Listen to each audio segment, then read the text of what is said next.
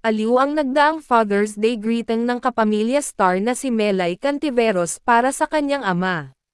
Sa kanyang Instagram page ay ibinahagi niya ang isang video ng ama na nakikipagkulitan sa mga apo. Bagamat hindi nawawala ang humor ni Melay sa kanyang pagbati ay ramdam naman ang pagmamahal niya sa kanyang ama. Happy Father's Day sa stepfather ko na kamukhang kamukha ko daw laga, panimula ng TV host comedian.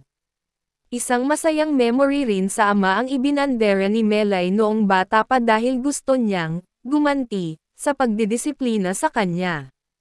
Long time ago dahil lagi ako nabubugbog, napapalo at napapagalitan, kaya sabi ko sa self ko para makaganti pag tinatanong ako ng classmate ko, kung sino saya sabi ko stepfather ko saya, dahil na rin sa mga teleserye na napapanood ko. Disclaimer hindi lahat stepfather ganun ha marami mababait chika ng PBB host. Ngunit sa tuwing sinasabi raw ito ni Melay ay nagtataka ang mga kaklase dahil kamukha niya ang kanyang ama. Kaya sinabi ko na ang totoo, na, papa ko laga say hahahihihi, pero kasi kaya ako napapalo dahil sa katigasan ng ulo ko at pag-against the rules ko. Siya ang nagturo sa akin ng mga aral na mas mahalaga pa sa biology.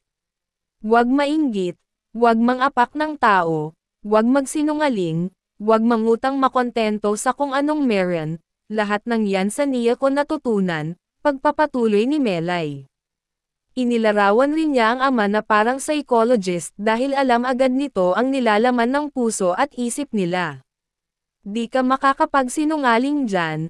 At kung na-confirm niya welcome to World Hunger, Walis, Bakas, Sinturon, Plato, Bunal, Putho and etc. Kaya kung ano ako ngayon dahil yan sa papa ko na papa ng kapatid ko.